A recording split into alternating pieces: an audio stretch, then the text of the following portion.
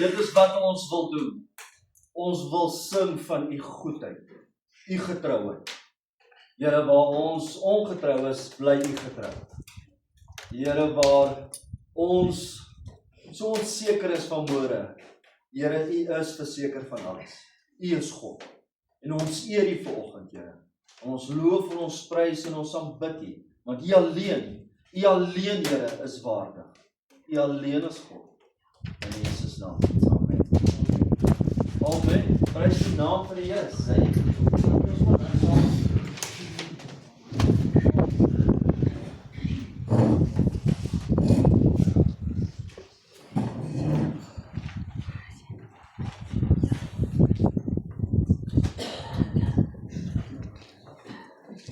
Vanoggend, soos ons sê, is regtig waar vir ons 'n baie besondere se diens, want dit gaan oor ons maas.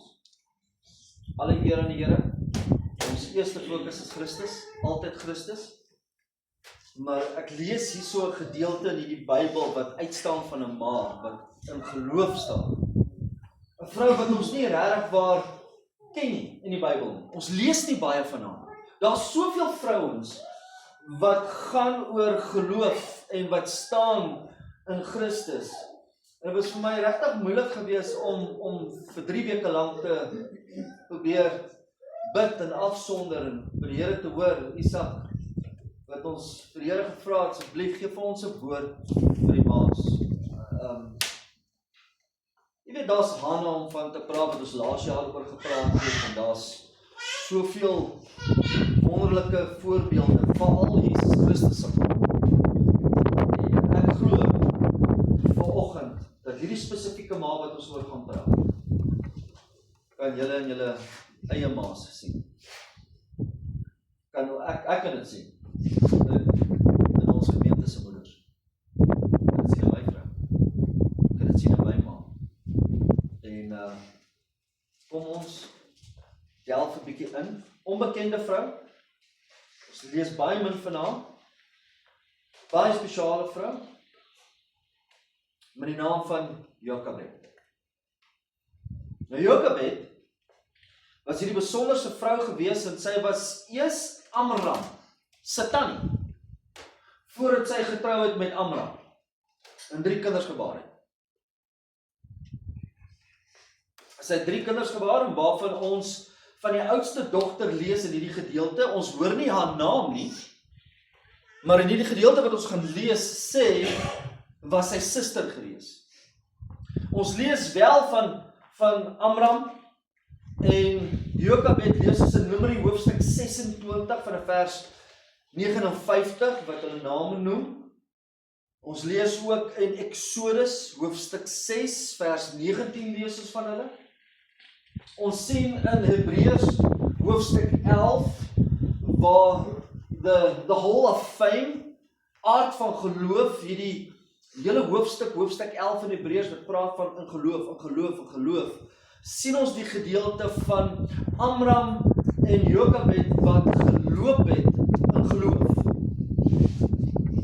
En net daarna noem hulle die seun wat gewandel het in geloof.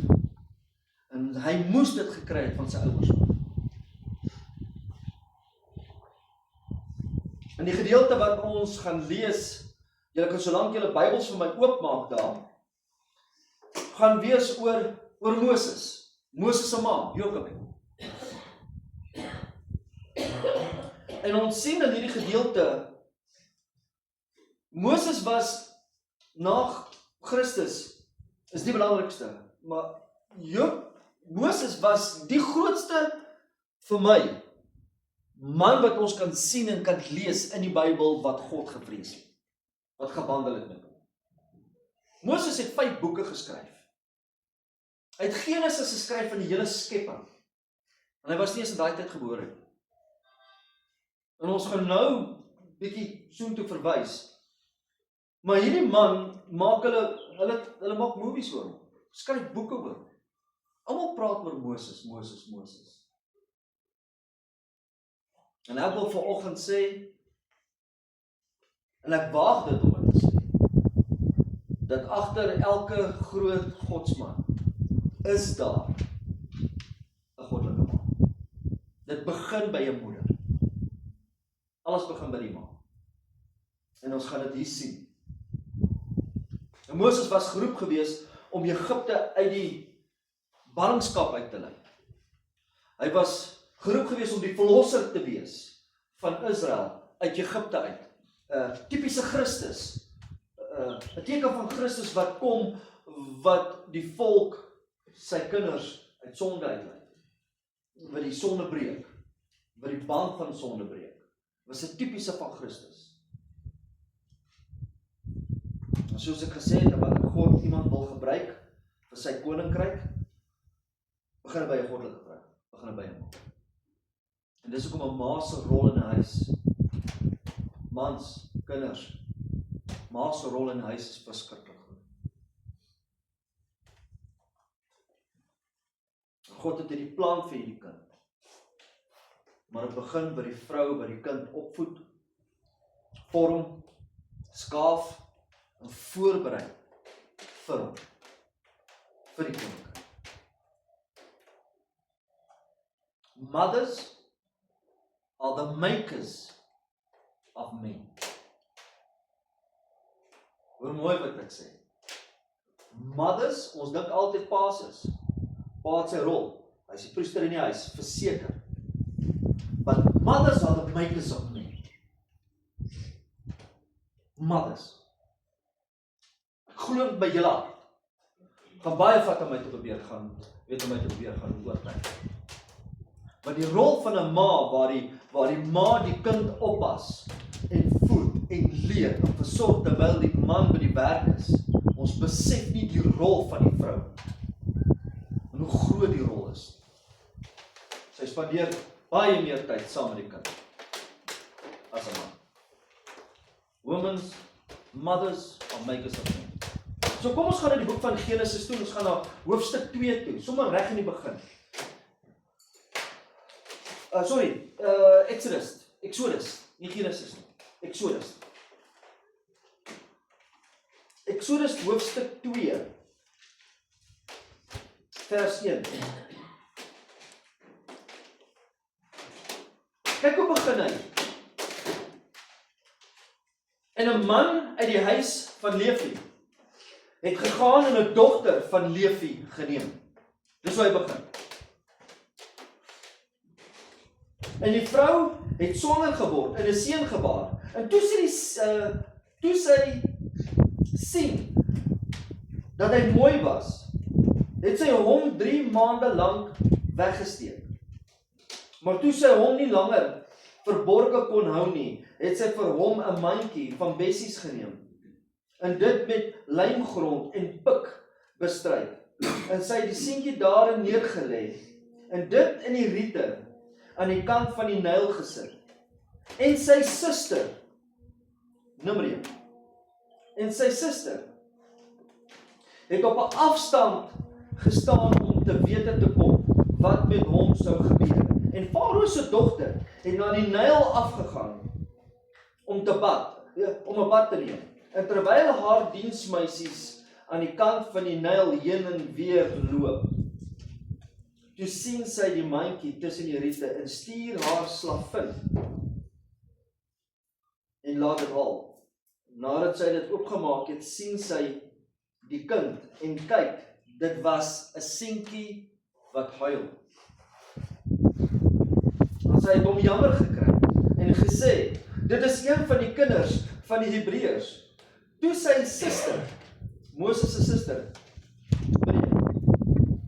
aan die dogter van Farao, sal ek vir u 'n pleegmoeder uit die Hebreëse vroue gaan roep, dat sy vir u die seentjie kan soog? En Farao se dogter antwoord haar, ja. En die jong meisie, het geloop en die seentjie se moeder gaan roep. En daarop sê Farao se dogter vir haar, en dis die vers wat ons gaan op fokus vanoggend.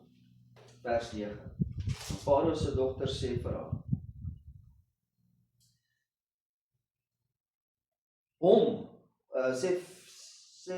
waar is ek nou? Sê vir haar, neem hierdie seentjie en soog hom vir my, en ek sal jou loon. En die vrou het die seentjie geneem en hom gesoog. hierdie seentjie groot geword het, bring sy hom na Farao se dogter.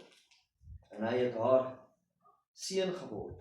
En sy het hom Moses genoem en gesê, ek het ons uit die water gedrink. Nou in die Hebreërs beteken Moses uit die water gehaal. In Egiptiese taal beteken dit die kind. Die kind. En ek wil hê ons moet sommer kyk heel eers in die begin. Die fondasie. Vers 1. Begin hy. Dis hoe hy die hele storie begin. Hy begin met 'n huwelik. Dis hoe dit begin. Hy begin by huwelik. 'n Man en 'n vrou wat by mekaar kom. In huwelik. Huwelik is die fondasie van die samelewing. Huwelik is die fondasie van die samelewing. En dit het begin by hierdie pa wat God vrees, en die ma wat God vrees, wat uit 'n stam uitgekom het, wat God gevrees het leef het. En hulle voorouers het hulle vertel van God. Dis die stam waar hulle uitgekom het. En die fondasie van ons samelewing en die kultuur van ons kultuur is wat God geordineer het. En dis huwelik. Die Bybel sê dat die man, die seun sal sy ouers se huis verlaat en hy sal sy vrou aankleef en hulle sal een word. Reg? Alles, die fondasie van alles in 'n huis is huwelik. Dis die fondasie. Die huwelik is 'n goddelike instelling deur God. Nie 'n menslike instelling. Deur God ingestel. En soos wat 'n huwelik verbrokkel en gaan, so sal die hele huishouding verbrokkel. En soos wat 'n huishouding verbrokkel en gaan, so sal die hele kultuur verbrokkel en gaan. Soos wat die kultuur verbrokkel en gaan, so sal 'n hele volk verbrokkel en gaan. Kyk net na ons land vandag. En kyk wat se chaos ons land is. Want ons eer nie God nie in ons huise soos wat ons moet. Ons vat God uit alles uit. Skole, huise, besighede. Ons vat God uit alles uit. Maar ons wil hê God moet ons land red. Ons wil hê God moet ons land ombring. Begin by huwelik. Man en 'n vrou wat God vrees. Ons sien hier in vers 2 dat Jokobed het swanger geword en sy het 'n seun gebaar. Weereens, een man, een vrou, in huwelik, saamgevoeg, en hy daai verhouding het 'n kind gekom. En hierdie kind, sê die Bybel vir my en vir jou vanoggend, is 'n seën uit God se hand. Is 'n geskenk uit God se hand. Want hy sê in Psalm 127 van vers 3, sê hy, kyk, seuns is 'n erfdeel van die Here. Die vrug van die moederskoot is 'n beloning. Dis nie 'n las nie. Dis nie 'n vloek nie. Dit is nie, ons het nie finansies vir 'n kind nou nie. En dis verseker nie 'n gewig nie. Kinders is 'n seën uit God se hand. Dis 'n beloning. En God kom en hy kom seën Jokobed met 3 wonderlike, godvreesende kinders. Hulle fout gemaak is in die leer, ja, ons sien dit as ons dit lees. Maar God gevrees. Hulle het God gevrees. En ons sien baie vlugtelik Miriam in vers 4, die suster van Jesus. In vers 2 sê hy, en toe sy sien dat hy mooi was, het sy hom 3 maande lank weggesteek. Kyk, ons almal sê ons kinders is mooi as hulle gebore is, reg? Daar's nie 'n kind vir 'n ma sy geboorte gegee het wat sê, "Sjoe, hierdie kind is lelik." Alle kinders is besonder mooi. En die Here het hulle almal mooi gemaak. Maar hierdie Moses, daar was iets omtrent Moses. Hierdie Moses was verskriklik mooi. En hy was vloeiend met die mond, sê die Bybel. Hy was vloeiend met die mond. Ek weet mense sê hy het gehakel. Hy het gehakel toe hy voor God gekom het en hy moes God se woorde spreek, het hy gehakel. Maar as jy in die boek van Handelinge hoofstuk 7 toe gaan, van vers 23 en 24, sê hy was so geleerd gewees. Hy was so vloeiend en sterk met die mond gewees. Ons moet nie die woord verdraai nie. Hy het gehakel wanneer hy voor God gekom het en ons God se woorde spreek het. Want wie was hy gewees om hierdie woord vir God te kon praat? Maar ons sien in hierdie Handelinge hoofstuk 7, voordat hy na daai gedeelte toe kom in vers 20, sê die Bybel, dat hierdie Moses was wonderlik mooi. Hier was iets so spesiaal in hierdie man. En Jakob het dit geweet. En sy het alles in haar vermoë gedoen om hierdie kind groot te maak in die vrees van die Here. Hierdie kind kom in 'n goddelike huis met soveel liefde, maar hier was ook 'n gevaar gewees in daai tyd. En die gevaar in daai tyd was gewees, hulle het deur 'n verskriklike donker tyd gegaan. Verskriklike verdrukking gegaan. Hulle was slawe gewees, en hulle moes bakstene maak met hooi, en daar was al hoe meer druk op hulle gesit gewees. En hulle het in angstige, vreesjaende tye gebly. Moses se ma, en Moses se. Dit was, ek dink persoonlik vir my, was dit die moeilikste tyd wat nog ooit was. Alles het begin. Jakob en sy seuns. Hier is hierdie wonderlike Josef gebore, en hy het hierdie droom, en die broers haat hom, en sê hulle gaan hom doodmaak, en hulle gooi hom toe in 'n put, en hier kom Islamites verby, verkoop hom aan die Islamites, sê die oudste broer, en so eindig hy op in Egipte. En ons ken die hele verhaal, en hy word toe aangestel, as heersers van hierdie Egipte, onder die koning Farao. En daar kom 'n hongersnood, en Jakob hulle en almal vind uit dat daar's kos by Egipte, en was dit nou nie vir die beplan wat God beplan het om Josef in Egipte te kry, het almal doodgegaan van honger, en hy het hierdie store gehad en kos opgegaar, almal kon die kos daar koop, en so kom Jakob se broers, sy seuns, Josef se broers, by Egipte aan, en daar's versoening tussen hom en sy broer, en gaan sê, gaan haal my ma, my jongste seun Benjamin, my jongste boetie Benjamin, bring hulle almal terug, en hy huisves hulle in Egipte, en hy sorg vir hulle kry grond, en dis waar die moeilikheid begin, hulle raak al hoe groter, en hulle kry al hoe meer broers en susters en familie, en hulle begin groei, hulle word 'n magtige volk, 'n sterk volk, Jakob sterf, Josef sterf, al die broers sterf, so kom koning Farao, hy sterf, en hier staan 'n nuwe koning, sy naam is ook Farao, maar die Bybel sê, hy het nie Josef geken,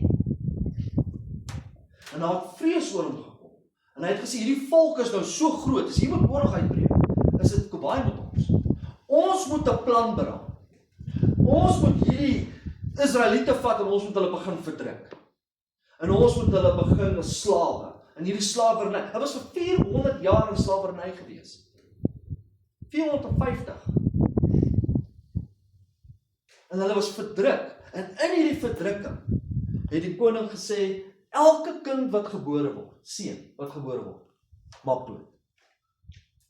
Deur wat se tyd moes hierdie ma gegaan het, en vrees deur haar moes gegaan het, dat nou word sy swanger, almal gaan uitvind sy swanger, en as sy geboorte gee, as dit 'n seun is, gaan hulle hom gryp en hulle gaan hom doodmaak.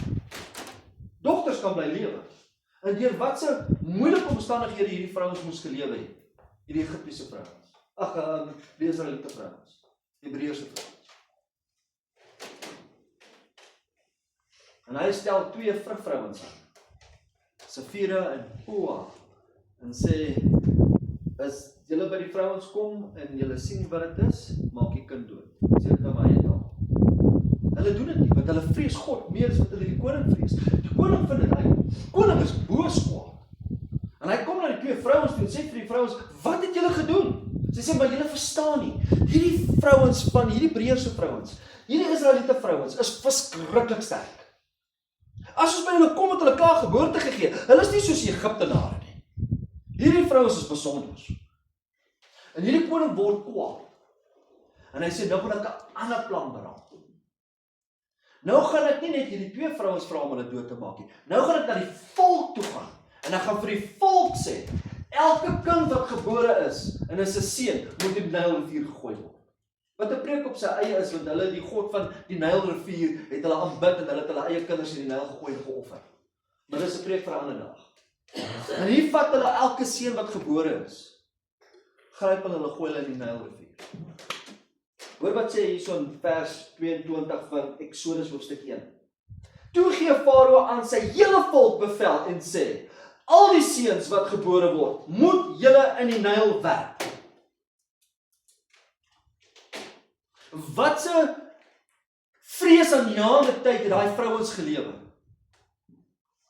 Dat man en vrou kom bymekaar, vind uit sy swanger. En hoe hulle daai swangerskappe probeer wegsteek.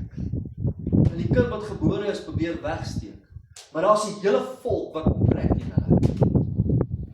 Maak nie saak waartoe jy draai nie, daar's gevaar. Bure wat hoor babietjie huil, daar's gevaar. En in hierdie tyd is Moses gebore. In hierdie tyd.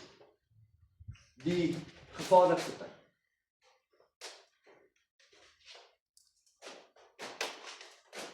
En baie ouers sal vanoggend sê, en baie ouers sal vandag in die wêreld sê, dat ek dit liewer so stel. Dis moeilike tye vir ons. Ons lewe in onsekerende tye. Ons lewe in tye wat ons nie nou kan kinders kry. Ons lewe in tye wat ons kinders gaan swaar kry. Ons moet liewers nie nou kinders kry. Broer en suster, laat ek julle vanoggend sê. God het die vrou gemaak en die man by mekaar te kom om kinders te kry. Juis om 'n verskil te maak in die land. Juis om 'n seën te wees vir almal in die land. Juis om 'n seën te wees vir die wêreld. In hierdie moeilike tyd. Want dit is wat ek lees van hierdie vrou Jakobie. Wat op geloof gestaan en opgestaan. En sy het alles wat haar vermoë gedoen as 'n ma om haar kinders te beskerm. Alles. Sy het alles gewaag. Ons gaan dit nou sien. Wat 'n vrou van geloof. Moses word in 'n mandjie gesit, in 'n rivier gesit, om in die rivier af te gaan tussen die riete. Dieselfde rivier wat al die kinders doodgemaak het. Waar die kinders op gegooi. Het is maar interessant dat Noag in die ark is. In die vloedwater het gekom. En almal doodgemaak. Behalwe die wat in die ark was. En hier is Moses. In hierdie mandjie. En red hom ook in die water. Maar dis ook 'n preek vir 'n ander dag. Maar hoe alles saam met mekaar invleg. En ons sien hierso van vers 3 tot vers 8. Sien ons dat hierdie Miriam, hierdie dogter, hierdie slavin, sy was nie die diensmeisies van die prinses nie. Hulle noem haar hierso in vers 5 die slavin. Sy het van 'n distansie afgestaan. Want die prinses het gegaan om te gaan pad. En so het die diensknegmeisies op en afgeloop om seker te maak daar's niemand wat kyk of wat. En hier sy besig en sy sien hierdie mandjie. Sy roep die slavin, Moses se sussie. En sy bring hom vir my. So hy bring die mandjie, maak die mandjie oop met 'n goddelike aanraking begin die kind te huil. Met 'n aanraking van God werk in die vrou se hart en haar prinses se hart. En Moses se sussie waar sy sê maar ek sal iemand gaan roep. 'n Ma om hom te gaan soog. En dis alles 'n beplande ding van God.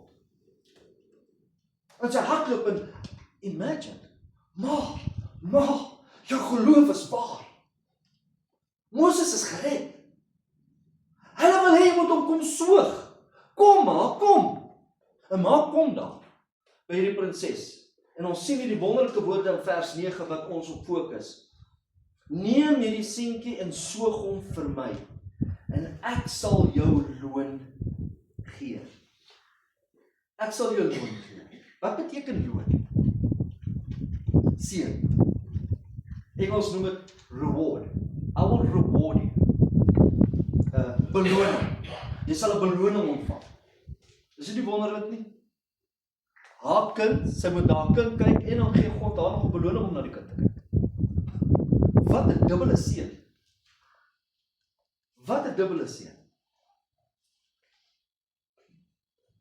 En ek glo vanoggend, moeders, elke moeder, luister mooi.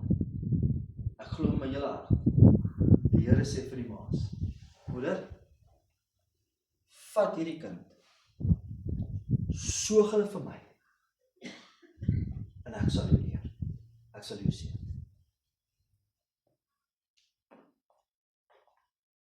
Maak hulle groot om my te vrees. En ek sal jou beloon. Kerk, ons gaan verantwoordelikheid vat ons kinders groot maak. Ons gaan eendag voor God se troon staan. En God gaan vir ons vra, wat het ons gedoen terwyl hulle klein was? Hoe het ons hulle groot gemaak? Nee, vat hierdie kind en maak hom groot vir my, vir jou. Maak hom groot vir God. Maak hom groot. En hierdie selfde koning Farao, wat Moses in hierdie Nyl wil gooi en hom wil doodmaak, nou is Moses 'n prins in sy paleis. En hy word hierdie verlosser van die volk.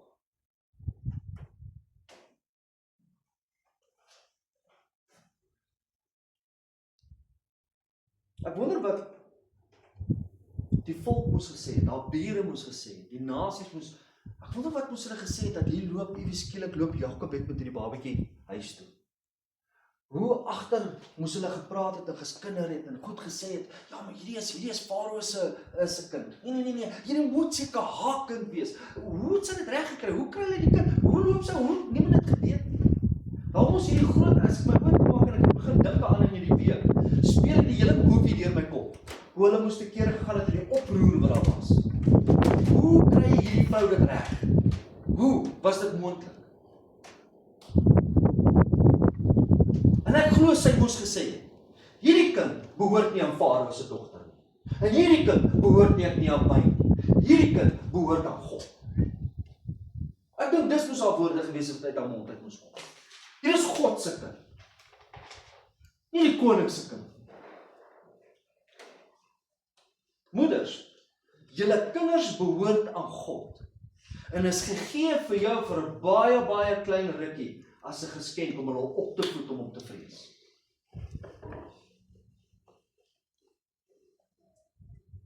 Jy is net 'n steward.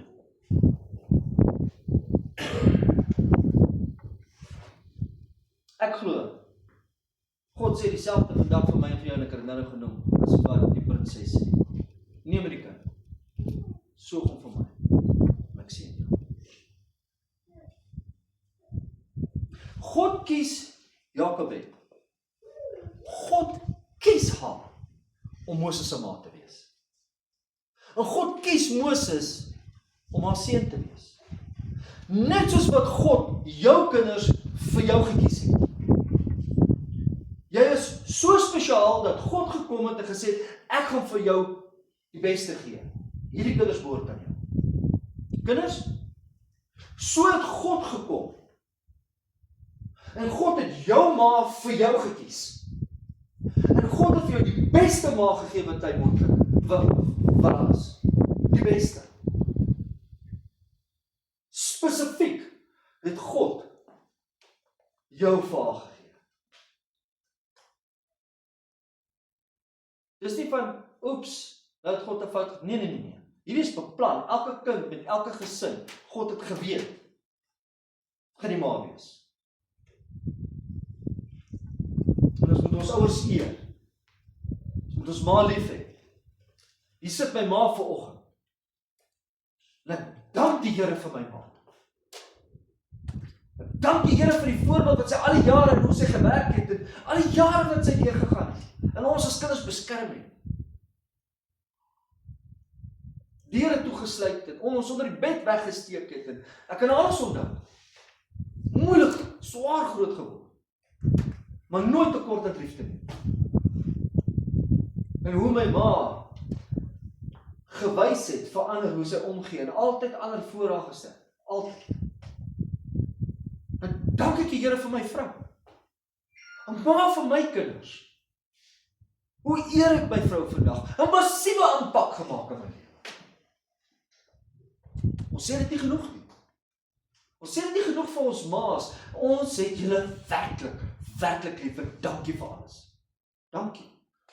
Julle is so besef julle hoeveel keer ons maas ons geveg het vir ons dat ons nie eens van weet nie.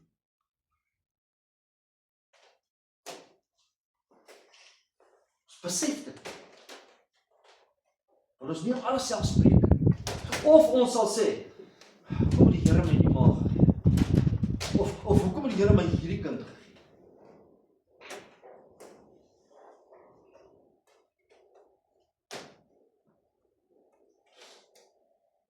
Ek glo, God is all wise, all loving, all knowing. En God het 'n plan en 'n doel vir alles. En God het hierdie plan en hierdie doel vir Moses en hierdie huis wat God vrees en vol liefde is. Vir sy koninkryk. Hier is 4 punte wat ek vinnig wil uitnoem vir die maas. 4 punte. Wat ek lees in hierdie gedeelte. Wat ek glo ek kan sien vandag in ons maas. 4 punte. Eerste punt. Die rede hoekom God Jakobes gekies het as ma vir Moses. Eerste punt. Kom ons gaan weer terug na die begin. Sy is goddelike ma. Sy het God gevrees. En ons sien dit in vers 1. Die man van Levi het gegaan en 'n vrou van Levi gaan vat. Wat God geken het. Gaan vir my na 2 Korintiërs. 2 Korintiërs. Nuwe Testament, 2 Korintiërs hoofstuk 16.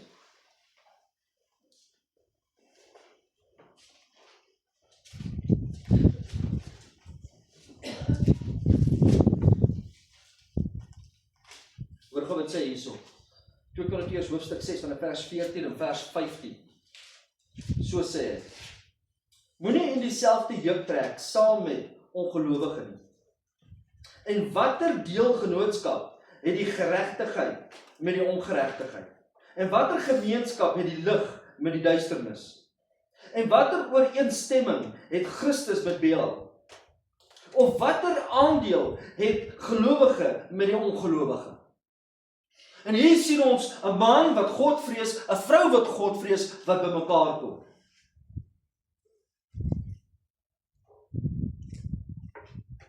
Hier's jong kinders vandag. Hier's ongetroude pare vandag. As jy werklik waar goddelike huis wil hê, gaan soek vir jou 'n goddelike vrou of 'n man. Een wat hom vrees, een wat 'n geloof loop, een wat uitverkoop is vir die Here. En dan jy moet dan dieselfde wees vir hom of vir haar. Want jy nie jy verwag dit van hom of van haar, maar die ander een is nie. Praat van ongetroude pare.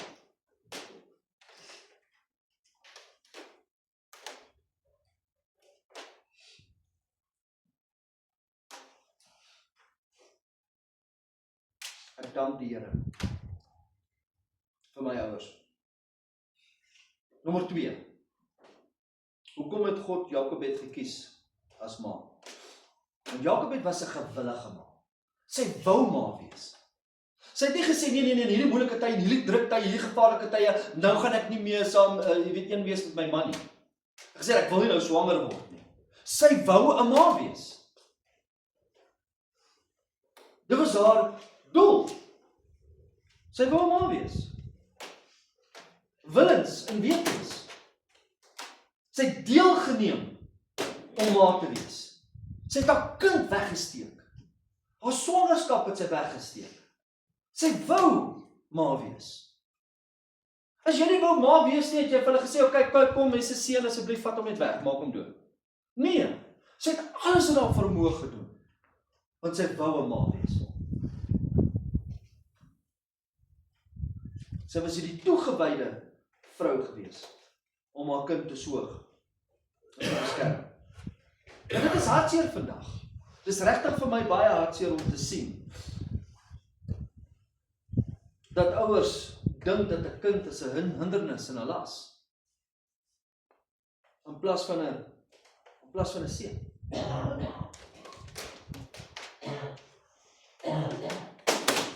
Ek weet ons lewe vandag in nuwe tye. Moderne tye. En ek weet vandag se vrouens het loopbane en hulle weet jaag die loopbaan na. Ek verstaan dit. Ek is glad nie teen 'n vrou wat 'n loopbaan het nie.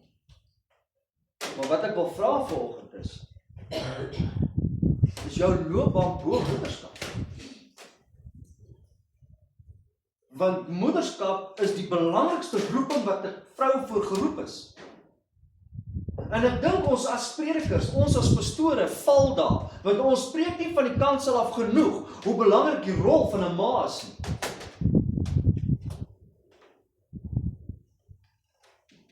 Het jou loopbaan, dis reg, maar moenie die kinders versaak. Hoekom sê ek dit? Gaan vir my 1 Timoteus hoofstuk 2. Julle kan dit net neerskryf. 1 Timoteus hoofstuk 2. Vanaf vers 15. Maar sy sal gered word deur kinders te baar, as hulle bly in geloof en liefde en heiligmaking met ingetoondheid. Dis belangrik. 'n Moeder se rol is groot en ons moenie selfsugtig wees nie. En sê ek wil nie nou kinders hê. Wie is ons om te besluit? En Jakobet was hierdie gewillige ma. Punt nommer 3. Jakobet was 'n ma van geloof. En ek sien dit in hierdie gedeelte. En ons lees dit ook in Hebreërs hoofstuk 11 en vers 23, waar sy in geloof haar kind weggesteek het. Sy was hierdie vrou van geloof. En haar geloof wys deur om die kind weg te steek.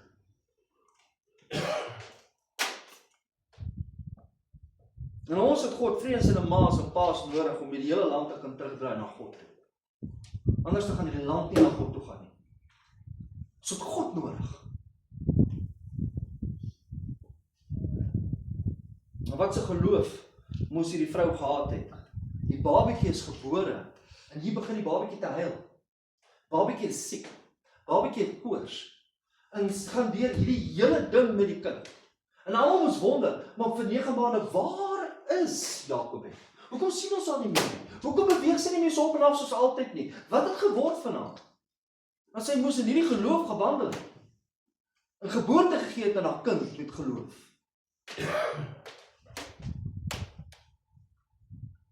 En sy maak hierdie mandjie in geloof, met die wete dat God gaan hierdie kind beskerm.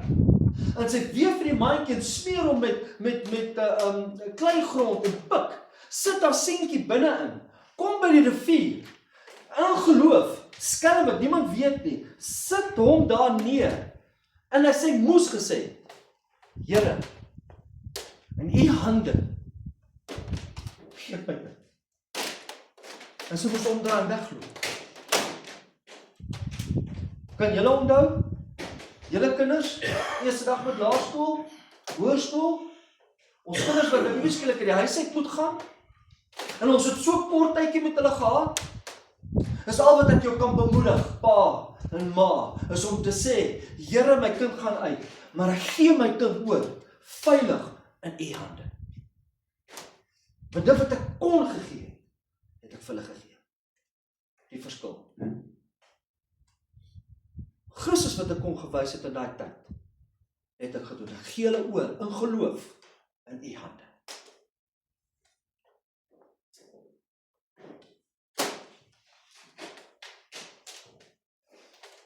En sy stuur haar kind in hierdie plek in wat weet, waar al die ander kinders doodgemaak word. Ons stuur ons kinders in die wêreld in. In 'n werksplek, universiteit, waar daar soveel boosheid is. En ons kan net sê, Here, beskerm. Beskerm ons kinders. Beskerm hulle. Maar dit begin by 'n goddelike huis. Dit begin by die ma en die pa wat God vrees. Sê ons gaan foute maak? Nee, ons maak foute. Maar jy staan op en jy wys hulle geloof. Jy hou aan, en jy hou aan, en jy hou aan met daai geloof. God is eerste. God is eerste. Die teoloog sê, sy het Moses gebaar tussen 3 en 5 jaar. Gesoog, sorry, nie gebaar, gesoog, waar sy hom opgevoed het, tussen 3 en 5 jaar, dit was, en na 5 jaar, het sy hom teruggevat, na die prinses toe. Charles Spurgeon sê, 5 jaar. Ek gaan nou 'n gedeelte lees van Charles Spurgeon. So vir 5 jaar, dis al wat sy gehad het met hierdie kind. En vir 5 jaar moes sy 'n vaste fondasie lê, wie hy is in Christus. Wie hy is as 'n Israeliet. Vir 5 jaar moes sy die fondasie gelê het, wat hom sy res van sy lewe moes hardloop, moes dra, deur al sy trials. En ek glo met my hele hart, dat sy moes in sy oor gefluister het. Gesê, Moses, Jahweh is God. Jehovah is die skepper. Dis wie jy is, jy's 'n seun van God. Sy moes die vaste fondasie gelê, konstant by hom, elke dag. Glo dit my hele hart.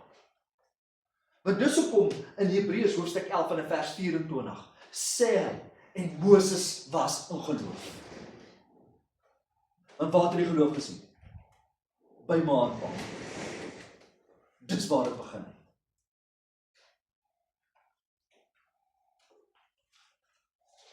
Sien jou kinders jou geloof in jou.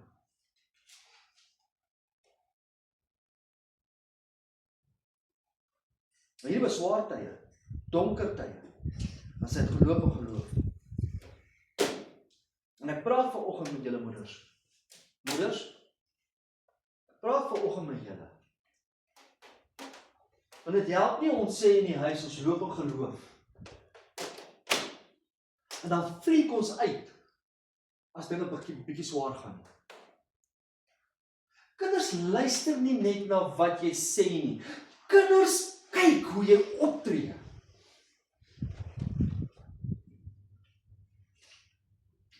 Was dit nie vir my ma en my pa nie, het ek nie vandag agter hierdie preekstoel gestaan nie.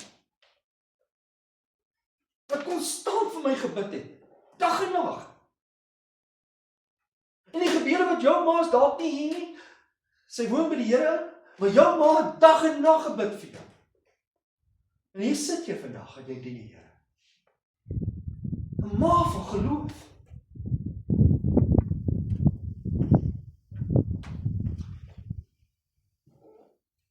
Verskoon my as ek gaan nou. Maar hier is die waarheid, man.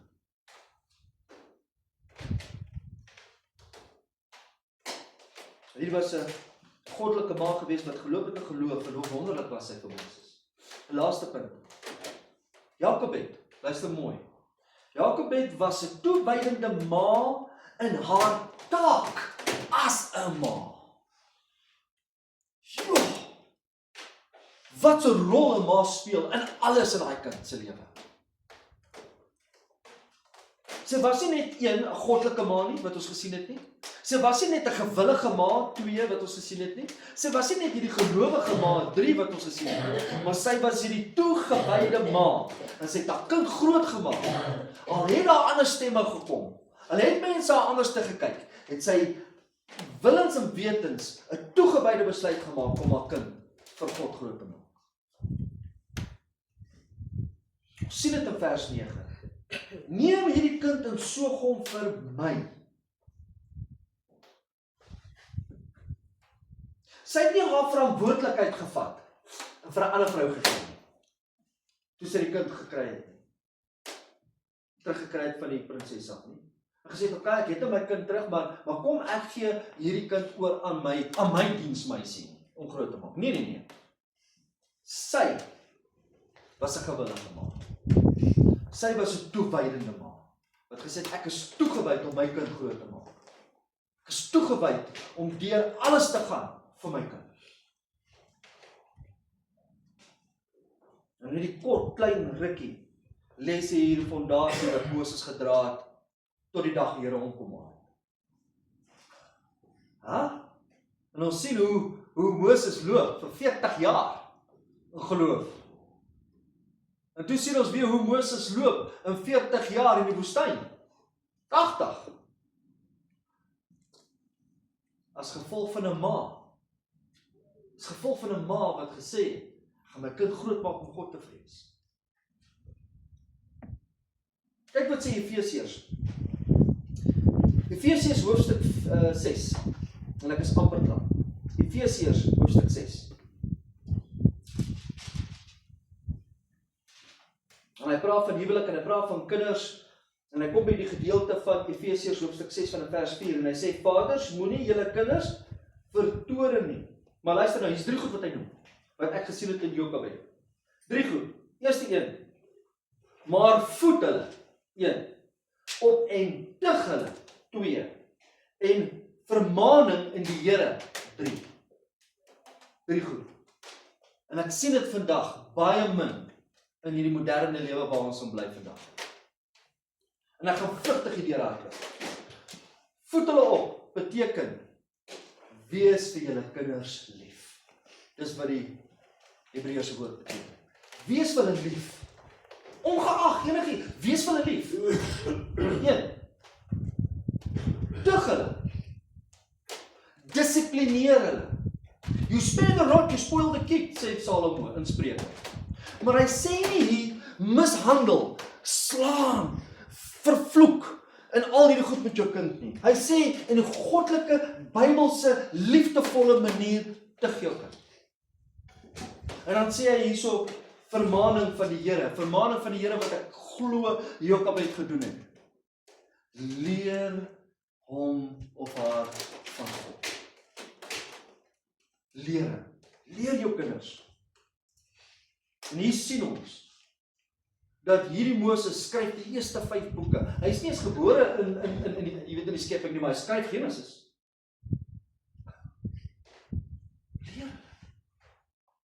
Leer. Charles Spurgeon sê,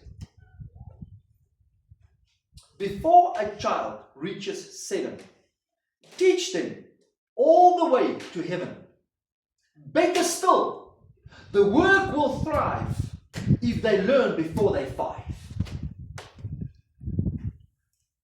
Buig hy hoofd terwyl hy klein is. Hou aan bid. Hy het geglo dat die oomblik as 'n kind weet wat's reg en verkeerd, ongeag sy ouderdom. As 'n kind weet wat's reg en verkeerd, doop hom. Bly maar die Here toe doop hom. Hy sê kinders moet die evangelie hoor van Christus. Ons besef nie hoe slim is ons kinders en hoe groot ons hoe verstaan hulle. Ons dink hulle is klein, hulle verstaan nie. Hulle verstaan. Ons moet judge ons kinders. En sy moeder het vir hom gebid, het hom geleer, het oor hom gesing. Sy het sy identiteit gegee God, wie hy is. En voor sy hom wegstuur, lê sy hierdie fondasie. En God seën hom met 3 kinders. 3. En al 3 haar kinders staan in die bediening, om het so te kan sê. Al 3 haar kinders lees ons in die Bybel en was gebruik gewees deur God. Die oudste dogter, Miriam.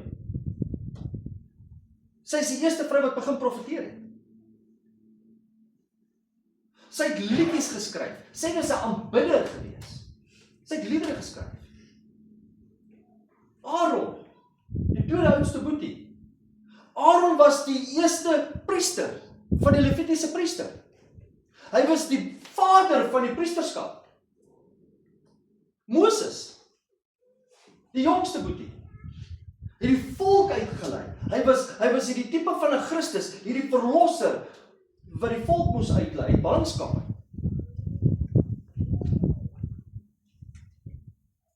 En God seën Jokabed met hierdie 3 kinders. Is dit nie wat ons wil hê vir ons kinders nie?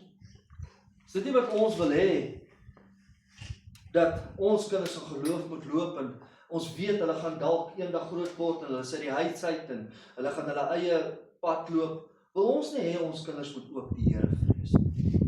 Kyk wat sê dit in Hebreërs hoofstuk 11. Hebreërs hoofstuk 11. Dit praat hier van Moses.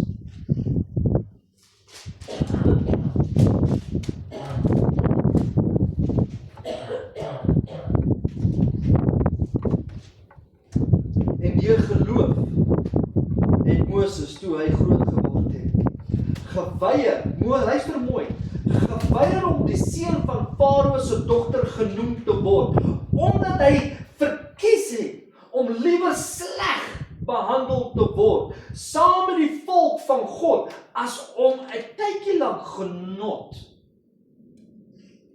van die sonde te wil hê. Nee, ek soek nie die wêreld nie, ek soek Christus. You can have the world, but just give me Jesus. En dan die laaste skrif, we gaan ons oor nagmaal toe. 2 Timoteus. En my vrou gaan 'n vrouedag binnekort opbring. En ek het 'n woord vir julle wat ek graag met julle wil deel vir daai dag. En dan gaan ek hardloop en dan kan julle vrouens julle ding hou na die tyd. Maar ek wil met julle vrouens praat oor 'n spesifieke skrifgedeelte. En ek wil dit net gou vir julle lees. Wat so van passing is van vanoggend. Is 2 Timoteus hoofstuk 1 van vers 5. En hier kom apostel Paulus. Apostel Paulus wat sy geestelike seun Timoteus vir hom bid en oplei.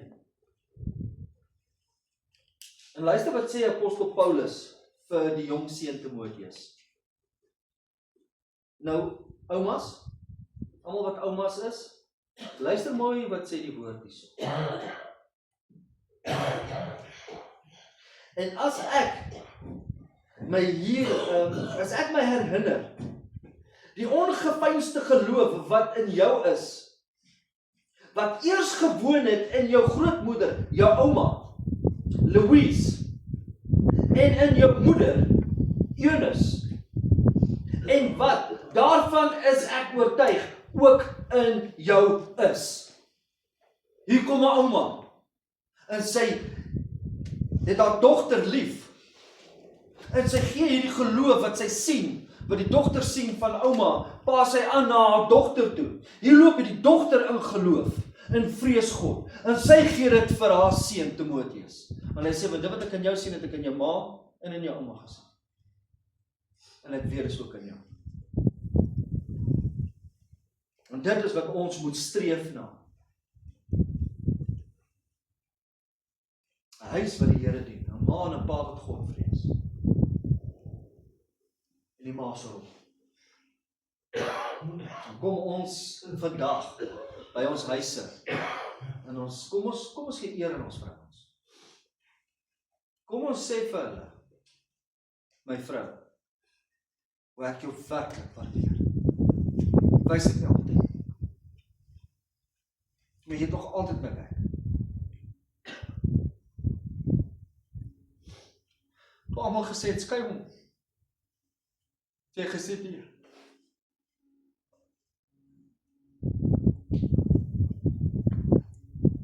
Kom ons eer ons vrouens vandag.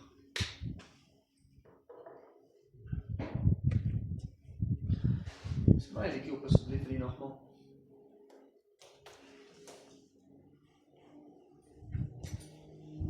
Is dit nie tafel by wie ons kom volgende? Hierdie tafel wat God voorberei het. Ons doen dit 'n nagedagtenis wat God vir ons gedoen het. Hierdie is nie 'n dominasie se tafel nie. Hier is Christus se tafel. God se tafel waar ons as gelowiges bysit. Waar God sy seun nie weerhou het. Hy het sy seun gegee in die donkerste tyd. Waar ons, soos Psalm 23 kan sê, ek sit in die tafel, in die teenwoordigheid van my teestanders. In die moeilikste tyd, waar die wêreld ons aanval en dis soveel tribulations en trials en bekommernisse. En God sê, maar jy sit aan die tafel, jy's my kind. Ek het jou beplan. Ek het jou gevorm. Ek het gesterk vir jou wêreld. Kom na my toe, die wat behoort te belas is. Kom sit aan die tafel. Kom neem deel. Dit was lost esteem. Het alles oorkom. En dalk sal jy nog ry in jou kar, en jy is alleen, en jy trane loop, en jy worstel, en jy roep uit aan die Here, sê, Here, hoekom moet ek hier neergaan? Ek weet nie wat jy doen as jy alleen is nie. En jy het hierdie benoudheid, die binne jou wat jy met niemand kan deel nie. Here sien hy trane. Hy weet wat jy deurgaan. Hy sien die ma se gehuil in die kamer, want niemand weet nie.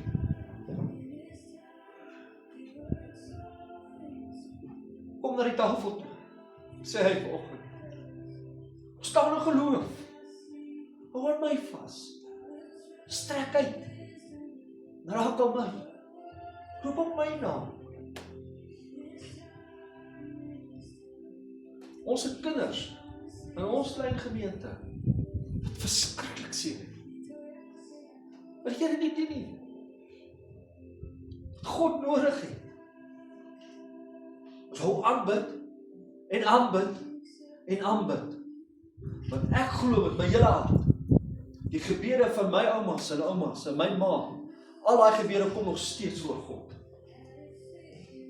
Die dag sal kom, maar Here die jou kind gaan red. Die dag sal kom. Staan net in geloof. Staan net in geloof. Roep op sy naam. Kom ons kom na die tafel toe, met oorwinning. Kom ons kom na die tafel toe wat ons weet die kruis is leeg. Die graf is leeg. Christus het opgestaan. Hy sit in die regterhand van God die Vader.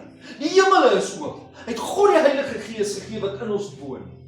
Kom ons staan op met oorwinning, met 'n blydskap. Dat God het alles oorwin. En so ook sal hy elke geliefde wat verloor is, red. En ek gaan vra dat elkeen opstaan op tafel toe kom. Kom neem. Vat die brood, breek die brood, dis my liggaam wat vir julle gebreek is. Vat die wyn, drink die wyn, dis my bloed wat vir julle gevloei is. Neem deel in die tafel, bedien jou huisgesin.